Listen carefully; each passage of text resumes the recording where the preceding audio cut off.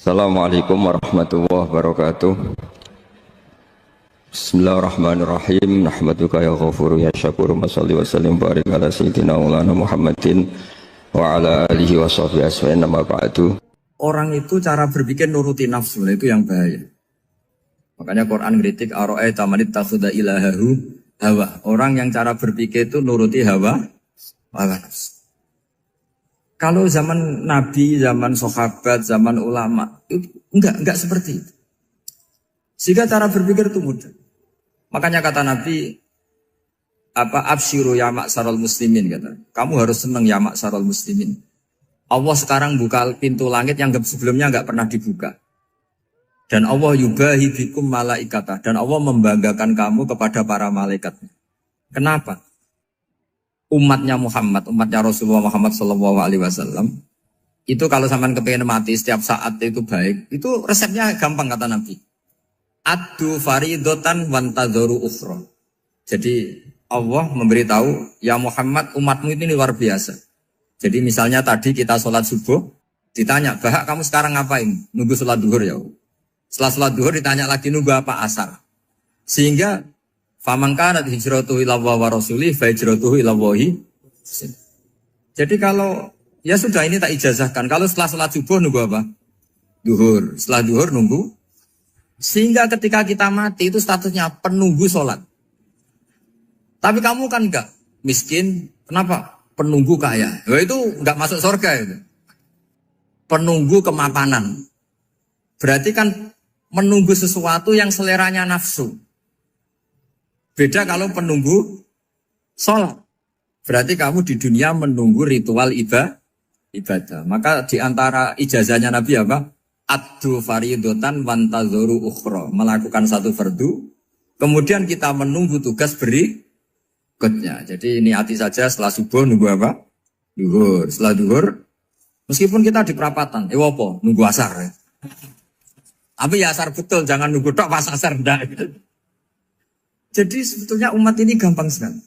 Jadi di antara kebanggaan Allah, yubahi itu Allah bangga dengan malaikatnya adalah umat ini adalah addu faridotan wantadzoru ukhra. Melakukan satu fardu, kemudian menunggu fardu yang lain.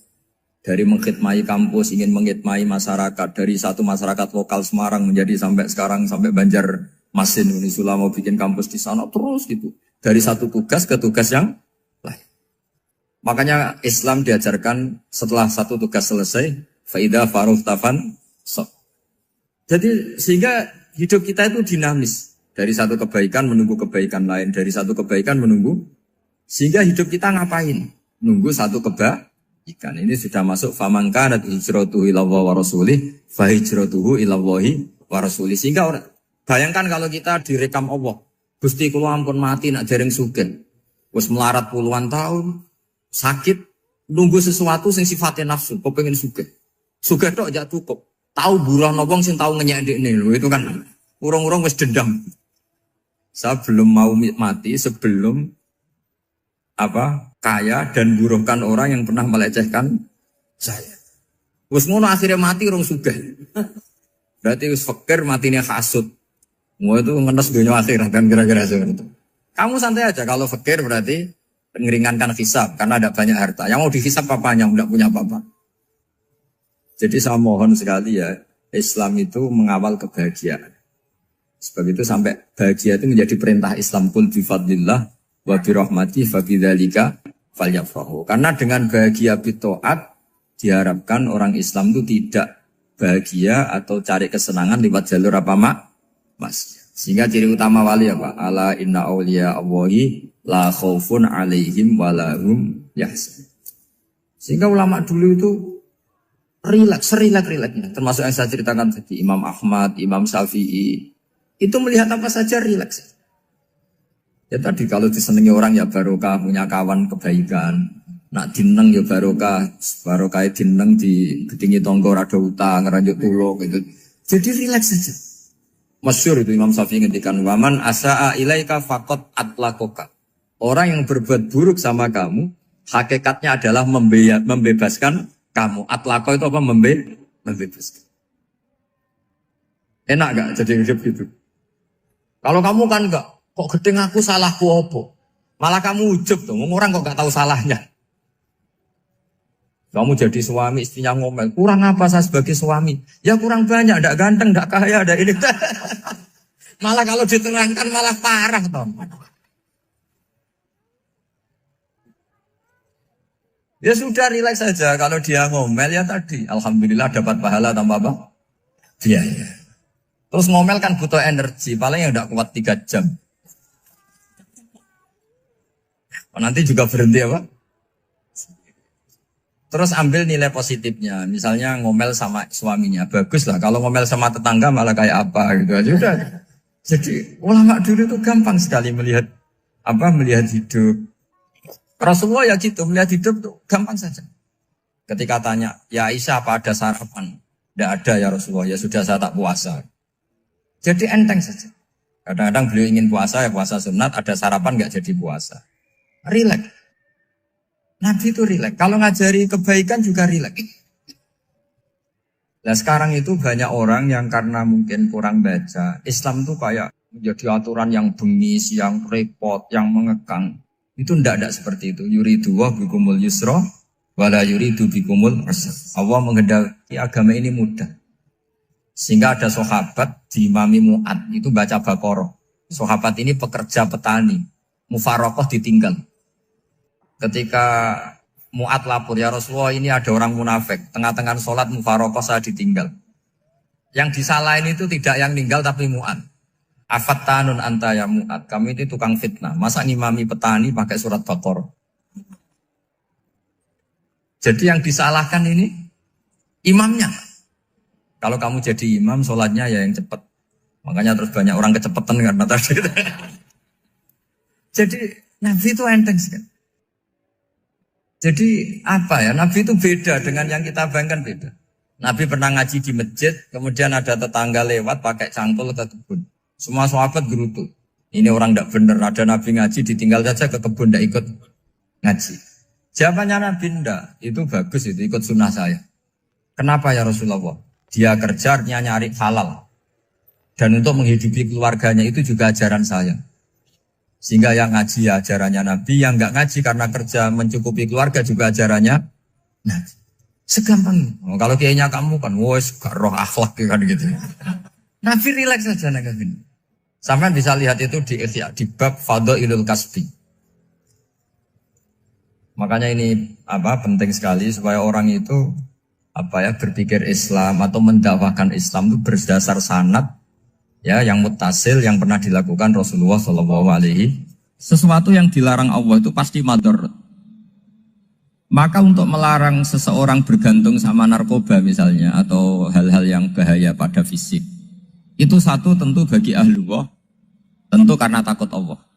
Tapi banyak masyarakat yang memang benar-benar bisa meninggalkan narkoba karena efek buruknya ganja.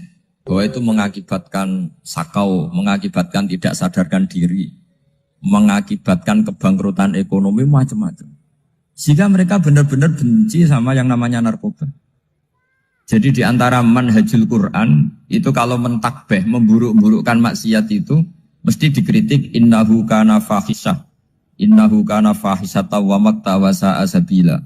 Innahu kana fahisyata wa sa'a sabila. Diulang beberapa kali.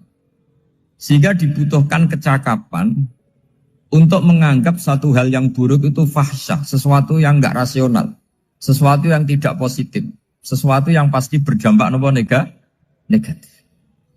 Sehingga kalau misalnya tadi dibacakan oleh Qori, kuntum khaira ummatin ukhrijat linnasi ta'muruna bil ma'ruf wa tanhauna 'anil munkar.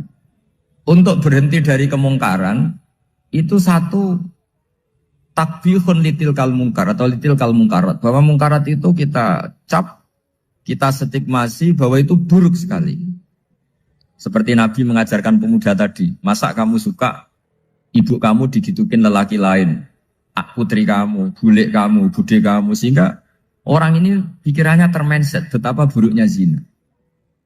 Sama seperti kita sukses memindset betapa buruknya narkoba, betapa buruknya bahan-bahan terlarang. Begitu juga seterusnya, terus pengkhianat dan sebagainya. Tapi problem manusia adalah Dia itu akan mencari kebahagiaan atau kesenangan sesaat. Maka caranya gimana? Keinginan senang lewat maksiat ini dilawan dengan nyaman dengan taat. Saya ulang lagi, nyaman dengan taat. Sehingga ulama dulu punya kalimatul munajat, artinya kalimat hubungan pribadi sama Allah yang menjadikan orang itu nyaman. Dan ini yang diajarkan kitab-kitab tasawuf. Kitab tasawuf itu sukses mengajarkan melihat alam raya ini semuanya nyaman, termasuk yang mengecewakan. Itu dianggap nyaman.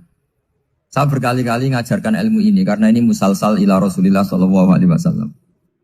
Itu pernah suatu saat Imam Ahmad itu dipanggil sama tetangganya, anak muda. Tentu Imam Ahmad ini orang yang sangat soleh, sangat waroi, sangat tunduk sama perintahnya Allah dan Rasul. Pemuda tadi manggil, ya Ahmad, datang ke rumah saya. Imam Ahmad datang. Setelah sampai ke pemuda tadi, sudah pulang lagi, saya tidak butuh kamu. Pulang lagi. Setelah sampai rumah dipanggil lagi, ya Ahmad, datang lagi. Datang lagi. Oh, saya tidak jadi butuh, pulang lagi. Sampai 3 kali. Dan itu perangai ekspresi Imam Ahmad itu atau ulama lain yang sesoleh beliau itu nyaman, indah. Beliau tetap senyum-senyum nyaman. Beliau tidak tersinggung, tidak terprovokasi, tidak. Ya pokoknya tidak tersinggung, kelihatan nyaman. Lama-lama pemuda ini terus tanya, ya Ahmad, kamu saya perlakukan seperti ini kok tidak tersinggung? Kamu senyum-senyum saja, happy-happy saja. Jawabnya Imam Ahmad itu unik. Wahai pemuda, saya kamu panggil itu senang sekali. Karena kata Nabi, kalau kamu iman dengan Allah dan Rasul, maka hormatilah tetangga. Jadi saya senang. Karena nuruti perintah Allah untuk menghormati tetangga. Jadi tidak ada urusannya dengan kamu. Kagetnya kayak apa? Jadi dipanggil tetangga ya senang karena melakukan perintahnya Allah dan Rasul, yaitu ikramul jar, fal yukrim jarum. Disuruh pulang, kamu ingin saya pulang, ya saya pulang. Disuruh datang, ya saya datang. Jadi saya tidak tersinggung, saya tidak ada urusan dengan kamu. Urusan saya dengan Allah Subhanahu wa Ta'ala. Itu kalau bapak-bapak istrinya ngomel terus sabar itu ya bagus. Saya tidak punya urusan. Kalau kamu terprovokasi oleh istri, berarti kamu didikte oleh makhluk. Masa seorang rektor didikte makhluk? Kan tidak keren. Apalagi seorang Habib didikte makhluk, kan tidak keren. Yang bisa mendikte kita hanya Allah Subhanahu wa Ta'ala. Dan Allah mendikte kita, mengajarkan kita wa ashiruhunna bil ma'ruf fa in karihtuhunna fa'asa an takrahu shay'an wa yaj'alallahu fi khairan katsira. Jadi cara melihat istri kita bawel gitu atau cerewet, alhamdulillah ini ada pahala tanpa modal, cukup sabar. Kalau istri kamu sedang mesra, malah mintanya ke mall, malah biayanya tinggi. Murah mana dapat pahala dimarahin sama saat mesra minta ke mall? Milih yang pertama kan? Nah ya itu tidak usah modal. Ya gitu aja. Jadi kalau istri sedang marah, bawel, anggap saja ini rezeki. Dapat pahala tanpa apa? Biaya. Nah, kalau pas rukun malah nantang ke mall, biayanya malah tinggi. Jadi ulama dulu itu melihat dunia itu happy. Pernah Imam Syafi'i dikasih tahu, orang yang tadi nyium tangan kamu ya, itu di rumah menghujat Anda. Jadi dia sopan hanya di depan Anda, kalau di luar menghujat Anda. Jawabnya Imam Syafi'i lucu. Ya baguslah. Yang cerita ini kaget. Kenapa bagus ya Aba Abdillah? Kalau manggil Imam Syafi'i ya Aba Abdillah. Ya berarti saya masih wibawa, di depan saya tidak berani katanya. Jadi dipandang enteng saja. Jadi kalau kamu di depan kamu istri kamu tidak berani belanja, tidak ada kamu belanja banyak, anggap saja Anda wibawa. Jadi enteng saja. Pernah Imam Syafi'i dikasih tahu, separuh dari kampung Anda itu gak suka kamu. Ya bagus lah. Kenapa? Oh nak rukun malah bakal utang katanya gitu. Kira-kira yang utang itu yang rukun apa yang neng-nengan? Yang rukun. Jadi enteng saja. Masyhur itu makalahnya Imam Syafi'i. Waman asa'a ilaika faqad atlaqaka. Orang yang berbuat buruk sama kamu berarti membebaskan kamu. Kalau saya sedang nenengan sama Habib Hasan Toha Putra, beliau naik Alphard gak nawarin saya sah karena baru nenengan. Tapi kalau sedang rukun malah harus repot mana? Rukun sama ndak rukun? Repot rukun sebetulnya. Jadi Imam Syafi'i itu happy saja. Kalau sedang rukun sama tetangga ya dianggap rukun itu satu kenikmatan. Sedang nggak rukun ya dianggap satu kenikmatan. Jadi orang dulu itu serilek itu melihat dunia. Kalau kita kan enggak, ego. Wah saya ini suami kok dimarahin istri.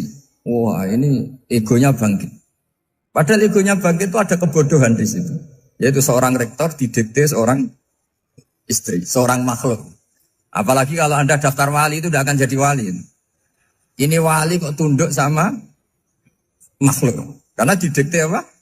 Makhluk. Maka Imam Ahmad ketika tetangganya bully gitu ya santai saja, beliau happy. Ketika pemuda tadi eskal janggal. Kenapa kamu gak tersinggung ya Ahmad? Memangnya saya harus tersinggung gimana? Kan tak panggil tidak jadi, tak panggil tidak jadi. Hei pemuda, saya ini tidak punya urusan dengan kamu. Saya nuruti kamu karena perintahnya. Saya senang melakukan perintah Allah, harus berbaik sama kamu. Sampai 3 kali. Ajarkan Muhammad atau katakan Muhammad pada umatmu. Sebaiknya atau seharusnya mereka hanya gembira dengan melihat fadlnya Allah dan rahmatnya Allah. Ini harus kita pahami mulai dari konstruksi yang paling pokok, yaitu akidah. 2 ahwal. Ahwal itu 1 perilaku sosial.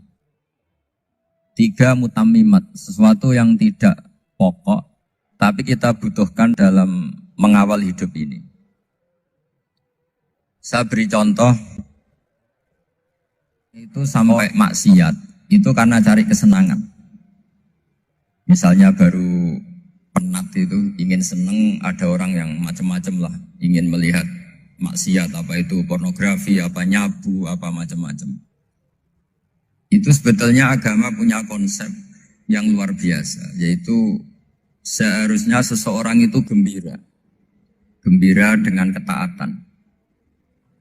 Lalu pertanyaannya caranya gembira gimana? Gembira itu mudah. Jadi misalnya kamu sujud sama Allah Subhanahu wa taala. Terus cara berpikir begini. Ini sekaligus ijazah. Cara berpikir begini. Ya Allah, ini kata Sayyidina Ali, kafani izzan an aku nalaka abdan, wa kafani fakhron an takuna li robban. Ya Allah, betapa sialnya saya, andaikan saya jadi budak dari makhluk yang sama. Misalnya sampean itu seorang kiai atau rektor atau doktor atau orang terpelajar, kemudian kamu jadi budak atau hamba dari makhluk yang setara. Betapa hinanya saya.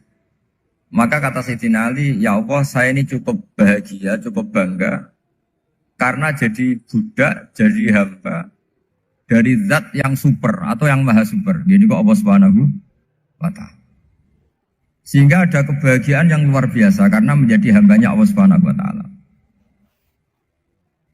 Setelah bangga dengan jadi hambanya Allah, maka kita akan malu. Malu misalnya kok saya bahagia itu nunggu melihat pornografi, melihat maksiat. Itu terus menjadi malu. Kenapa saya bisa didikte oleh hal-hal seremeh itu? Ya, kita malu karena didikte oleh hal-hal yang seremeh itu. Karena kita didikte oleh nafsu. Jadi izzatun nafsi, satu harga diri seseorang itu harus dihidupkan untuk hanya tunduk kepada Allah Subhanahu wa ta'ala. Sehingga Nabi itu melatih satu logika tarkul ma'asi. Nabi itu dulu ketika ada seorang pemuda yang ya karena mungkin pemuda ya, dia itu mau masuk Islam, tapi uniknya kata pemuda tadi, saya masuk Islam tapi asal dibolehkan bebas zina. Jadi ini agak sableng gitu. Jadi mau masuk Islam syaratnya dibolehkan apa? Zina atau free sex gitu. Karena orangnya agak hiper. Itu Nabi tidak langsung mengancam dengan neraka enggak. Ketika mau pamit gitu semua sahabat melarang. Mah itu jangan, kamu jangan suan Nabi. Itu permintaan yang enggak masuk akal. Setelah lama ditahan terjadi kegaduhan di masjid, Nabi dengar itu ada apa itu? Itu ada pemuda yang mau masuk Islam tapi yasta'dzinuhu fi zina. Tapi mereka minta izin Nabi untuk tetap boleh zina. Kata Nabi, pemuda itu suruh masuk, suruh menghadap saya. Ketika menghadap Nabi, saya ulang lagi ketika menghadap Nabi, Nabi mengajarinya itu luar biasa. Nabi tidak langsung mengancam dengan neraka atau dengan azab tunda. Tapi kata Nabi, atuhibbuhu li ummik. Kamu suka kalau ibu kamu itu jadi demenannya orang banyak. Oh enggak ya Nabi, yang demen ibu saya tak bacok kan. Karena ini ya agak preman, di mana-mana orang akal agak preman. Terus atuhibbuhu li bintik. Kamu suka kalau putri kamu ya digitukan orang-orang. Oh ya enggak Nabi, yang gitukan putri saya tak bacok. Atuhibbuhu li kholatik. Kamu suka kalau bule kamu digitukan. Atuhibbuhu li ammatik. Kamu suka kalau saudara bapak kamu digitukan. Nabi itu mengeset ya. Cara sekarang itu di otak mungkin. Nabi itu meluruskan otaknya anak muda itu. Betapa buruknya zina. Cara bahasa Arab ditakbih. Betapa buruknya zina. Kamu suka kalau korbannya ibu kamu, putri kamu, bude kamu, bule kamu. Sehingga orang itu matur ya hasbuka ya Rasulullah, ini sudah cukup. Saya tidak pernah melihat sesuatu seburuk zina. Jadi fa'alqallahu fi qalbihi bughdha zina. Kemudian Allah meletakkan di hatinya, menanamkan benci zina. Sehingga akhirnya pemuda tadi menjadi iffah, menjadi menghindari zina. Artinya begini ya, ini mungkin yang lolos dari para kita sebagai dai, kita tidak belajar banyak tarbiyahnya Rasulullah Shallallahu Alaihi Wasallam. Jadi kalau kita benci maksiat, itu jangan hanya ditahzir, ditakutkan neraka itu enggak. Jangan hanya itu. Tapi di logika. Jadi kalau kita menghindari maksiat, itu selain karena takut azab, itu ada logika. Ada rangkaian pikiran yang menjadikan kita anti satu perbuatan apa maksiat. Jadi misalnya gini ya, kira-kira ginilah kalau contoh gampang itu. Ada orang gitu ya, nyanyi dengan pakaian yang mungkin pornografi gitu.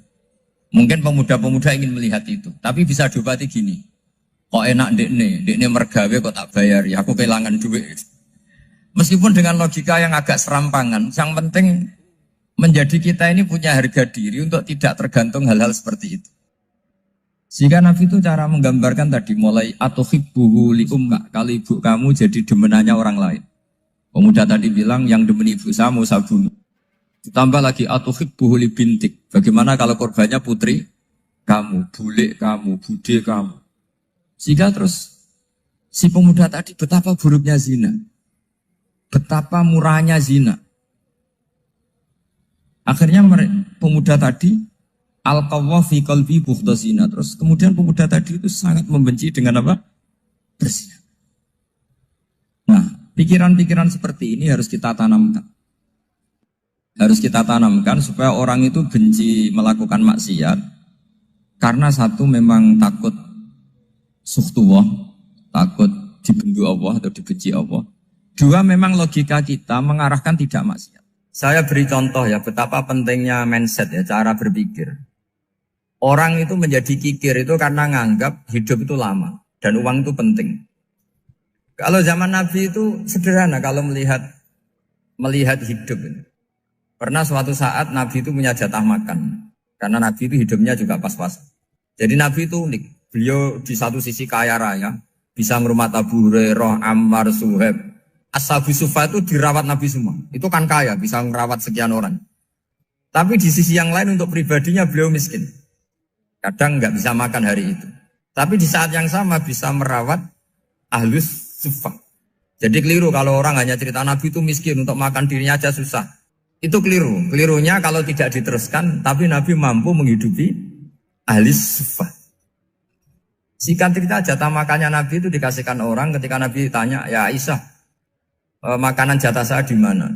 Oh ya Rasulullah, tadi ada orang minta tak kasihkan, maka makanan itu habis. Apa kata Nabi? Kamu salah Aisyah. Yang kamu kasihkan itu justru yang masih. Ya yang kamu kasihkan itu justru yang masih.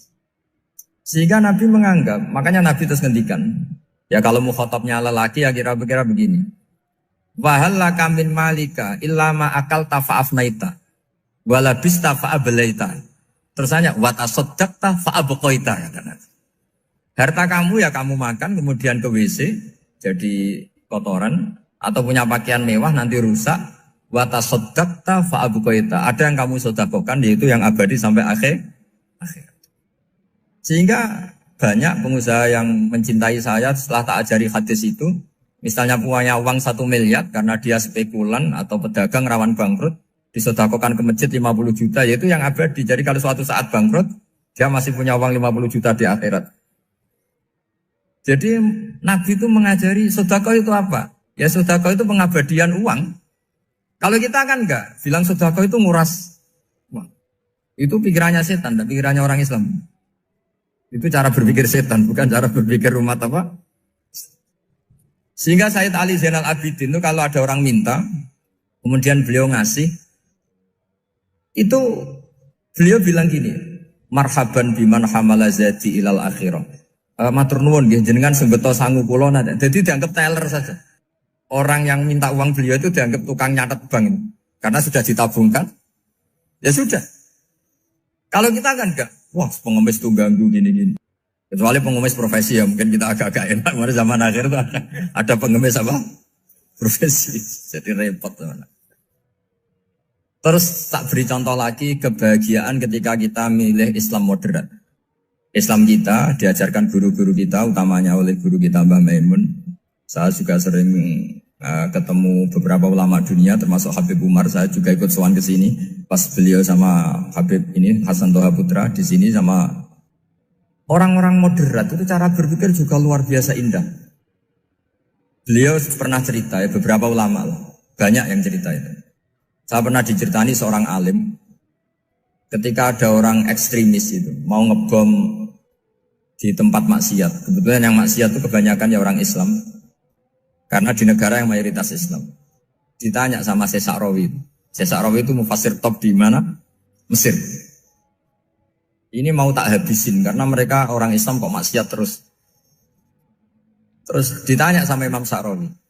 Laumatu ala khini ma'asihim aina masiruhum. Kalau mereka mati dalam keadaan maksiat, mereka kemana? Ya ilanar, mereka pasti masuk neraka. Terus ditanya sama Imam Sa'rawi. Wahal masiruhum ilanar muradun nabi amlan. Punya umat maksiat kemudian mati masuk neraka. Itu yang diinginkan Nabi apa enggak? Ya tidak aja. Ya sudah, enggak usah dibom, ditunggu tobatnya kata. Karena kalau mati dalam keadaan itu ke neraka dan itu tidak yang diinginkan Rasulullah Sallallahu Alaihi Wasallam. Terus ekstremis ini menjadi tobat, tidak berpikir ekstremis mas. Jadi orang itu harus berpikir mindset yang baik. Meskipun kadang berpikir baik itu ya agak-agak kacau. Ada seorang wali majdud, itu kalau berdoa agak kacau, tapi gak bisa dibantah. Masyhur itu doa itu. Ini sekaligus ijazah, tapi kalau sebelum wali gak boleh. Itu datang ke makamnya Rasulullah SAW. Terus doanya itu begini. Ya Allah, sekarang terserah engkau. Ya Allah, sekarang terserah engkau. Jika saya kamu jadikan orang soleh, jika saya engkau jadikan orang soleh, maka surra habibuk, maka kekasihmu ini senang. Yang susah musuhmu yaitu setan. Tapi kalau engkau menjadikan saya orang fasik, maka yang susah kekasihmu, yang senang musuhmu. Jangan punya dua pilihan itu. Wah itu kan doa tapi kayak teror itu. Ya jadi berdoa di Raudhah.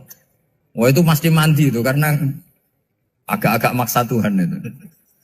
Ya Allah, engkau punya dua pilihan. Jika saya jadi orang soleh, maka kekasihmu ini senang. Musuhmu yang susah, yaitu setan.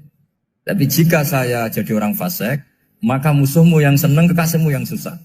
Mohon terserah jenengan, mau menyenangkan kekasihmu, apa menyenangkan musuhmu? Gitu. Kira-kira gimana? Kalau tertarik boleh doa itu dipraktekkan.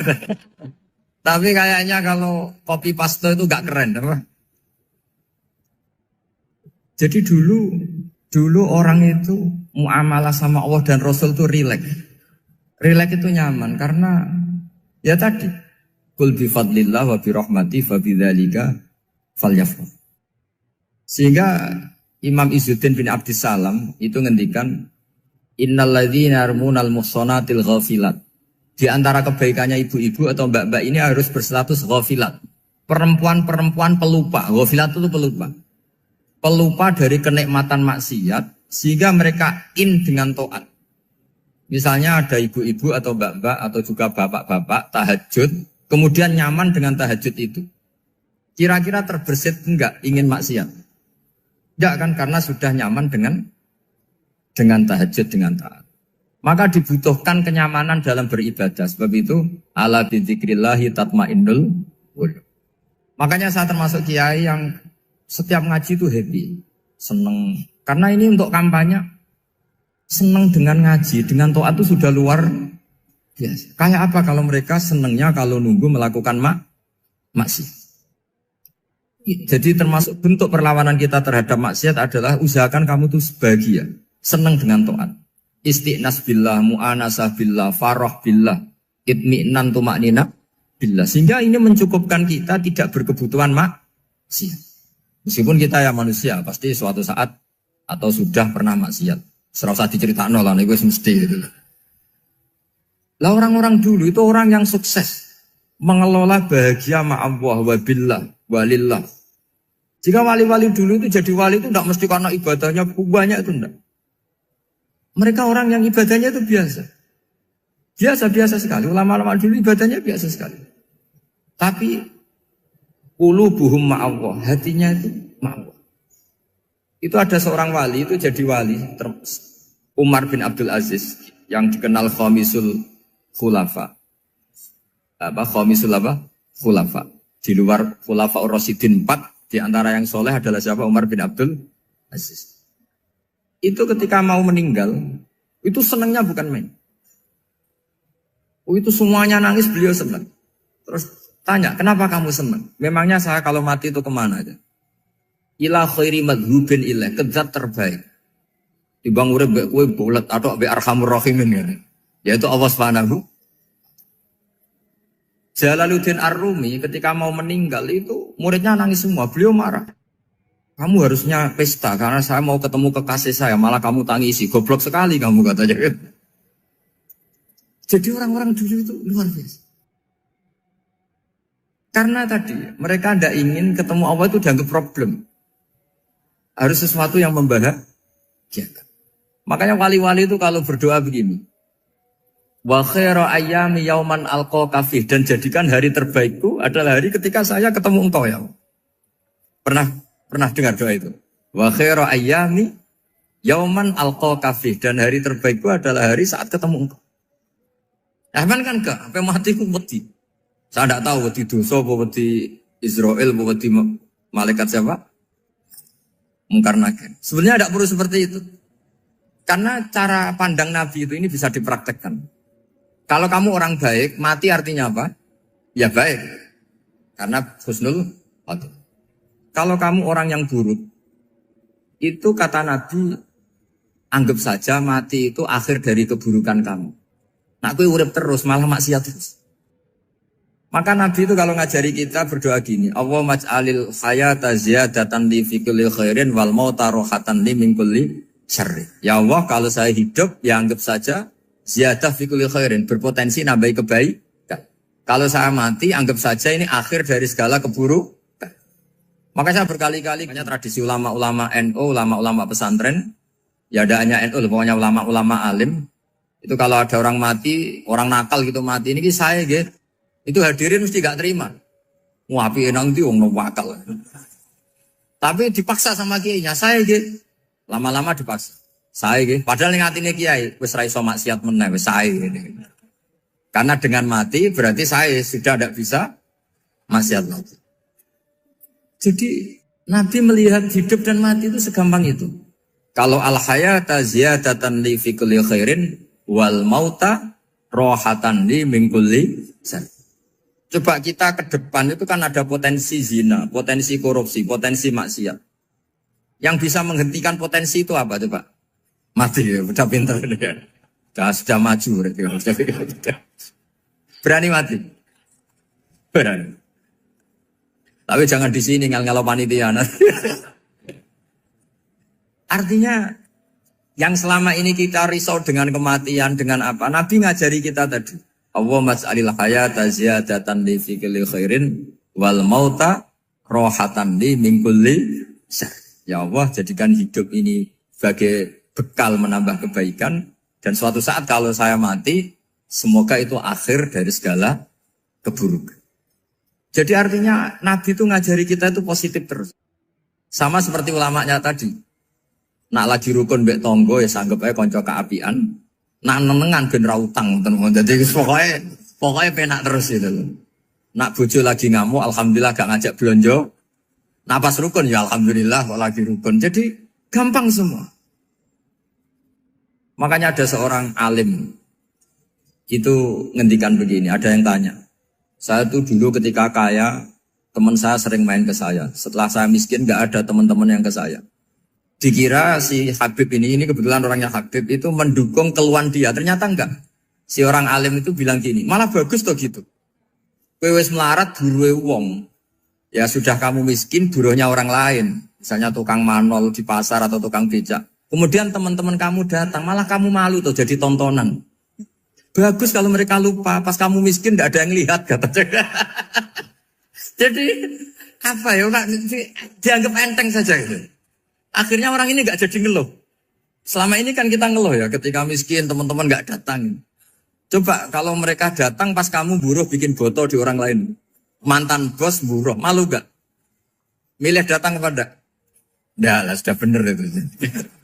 Jadi ulama dulu itu makanya sering baca biar tahu solusi hidup. Jadi ulama dulu itu gampang sekali melihat kehidupan itu. Gampang sekali, indah, gampang. Kebahagiaan ini pula yang harus kita latih dalam melakukan ketaatan. Tapi memang obsesi saya terbesar atau cita-cita saya terbesar memang setiap ngaji saya ingin orang mukmin semuanya itu bahagia. Dengan bahagia itu mereka tidak neko-neko ingin mencari kebahagiaan lewat jalur apa maksiat. Sehingga dalam konstitusi ulama yang ditulis di kitab-kitab usul fikih dan itu kitab yang saya kaji, selalu saya kaji. Itu membela-bela sesuatu yang mubah itu sampai luar biasa. Karena melihat mubah itu, misalnya Anda tidur itu berstatus mubah. Anda bermain catur berstatus mubah. Anda rileks sama teman jagongan semalam dengan teman rektor atau dosen atau yayasan itu, melihatnya bukan mubah, tapi tarkul maksiyah.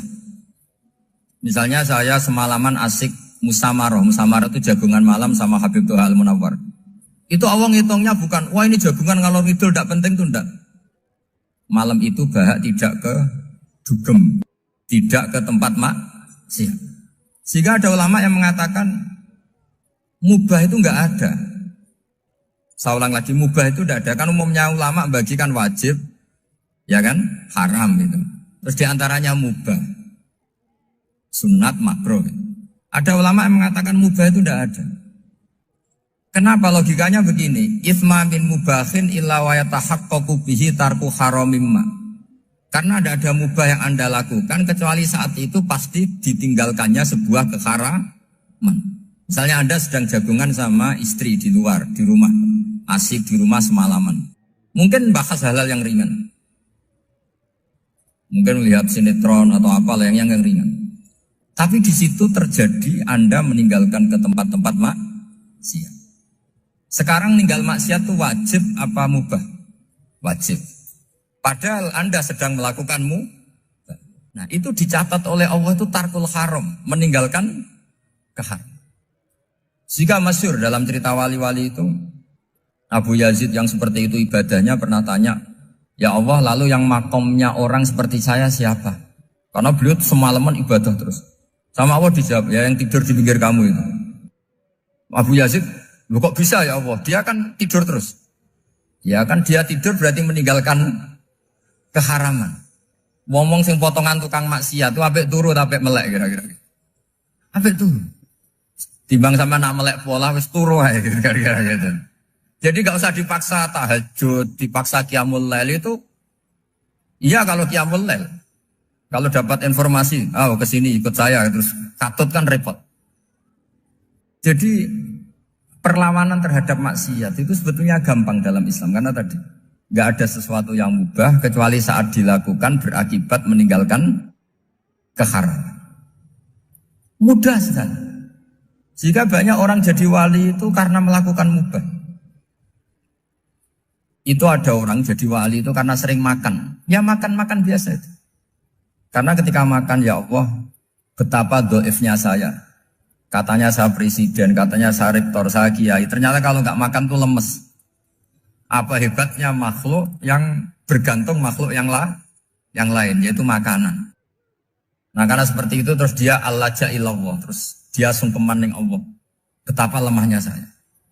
Sebab itu ketika Quran mengkritik dan dengan tanda kutip kemungkinan Tuhannya Isa bin Maryam, itu ngeritiknya sederhana Quran itu. Mal masih ibnu Maryam illa rasul qad khalas min qablihi rusul wa ummuhu siddiqah kana yaqulanit ta'am. Isa itu tidak Tuhan, wong dia makan.